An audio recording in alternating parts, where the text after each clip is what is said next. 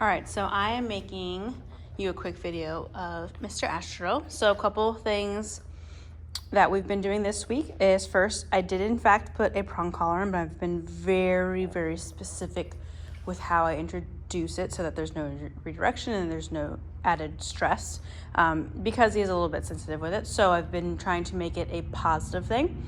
Every time I add a little bit of pressure to it, he immediately gets a reward. So I'm almost using it similar to how I use a clicker. So pressure from the e-collar brings a reward. So I'm doing that so obviously he doesn't think of it so aversively, but also because I want it to create a little bit of engagement, which I think is something that I'm really going to focus with him right now, is building better engagement. I think he really needs that, because he's so outwardly reinforced by literally everything going on around him. He's just constantly scanning and looking for things to be upset about, which is probably a huge point of why he pulls and tugs on the leash. So I'm gonna, at the end of this video, I'm gonna walk him to outside so that you can see that he is much better on leash with this. It creates a little bit of clearer communication, that pressure, him knowing how to respond to it. It is a little bit more of a discomfort so that he listens to it better than a flat collar or slip lead or harness, because those things he's willingly dealing with the annoyance, and this is just a little bit more of a discomfort that he's more responsive to it. So he responds quickly and we can move on and not have to dwell in that area of him not listening. So working on building really intense engagement. He has his normal treats that I use for training, but in this little secret pocket, which I guess you can't see, I have special treats. So higher value treats are just like, well, there are these over here, these Fresh Pet, good boy, Fresh Pet like chicken things, and then a couple of duck jerky things.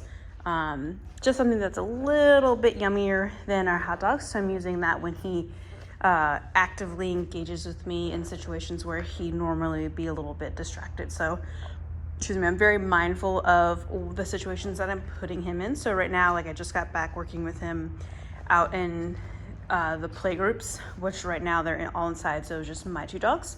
And I used a crop.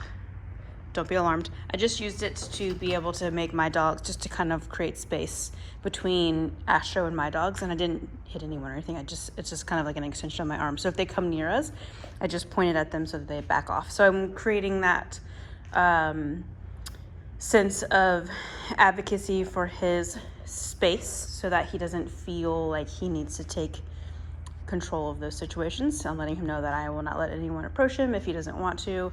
But again, I'm using just my dog so that I have control over the situation, so that I can work on building up that engagement in those slightly more distraction areas with just my dogs. And then we'll work up to where it's outside of the kennel and around more busy type areas and maybe situations that I don't have total full control of. And another thing that I'm working on with him is creating a better sense of impulse control. So I'm using a lot of place command, where I need him to relax on his place, settle down while things are happening around him. We're practicing waiting to go through threshold, so he's not just barging through.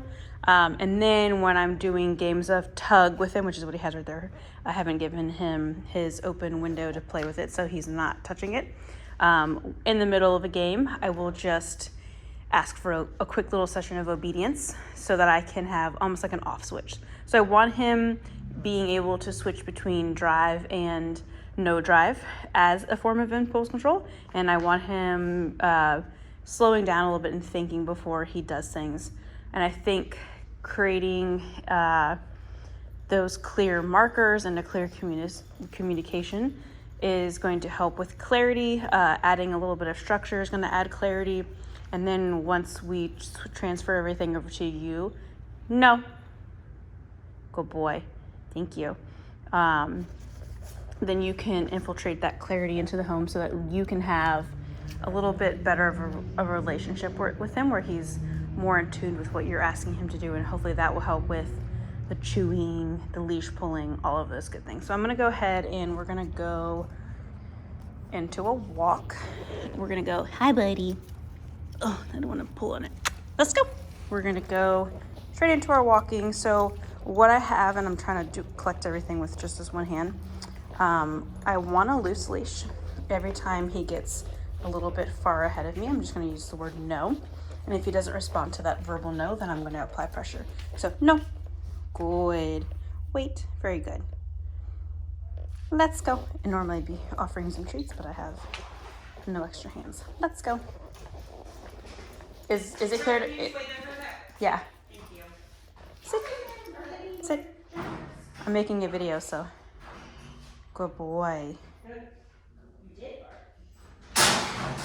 Let's go. Good job. Sit. Good. Wait, all right, let me shuffle some hands around. No. Very good. Whoop. Let's go. Very good. Sorry, that was a little bit of a shuffle there. Good boy. So he is, I want him waiting at the thresholds, and I want him just slowing down and thinking before he does things. So he has a pretty good understanding of the word no and our other markers. So if he gets a little bit far ahead, I'm gonna slow down. So no. Good. Good job. This is much nicer than what he normally does. And up here we have people doing things. Big distraction. Good job, buddy. Let's go. No. Sit. Sit. Very good. Nice. I know, itchy. Let's go. And then we're gonna wait and stop at the door as well. Oh. No. Good job. Don't say it too loud. You might hear you. You know what? These are supposed to get Very good.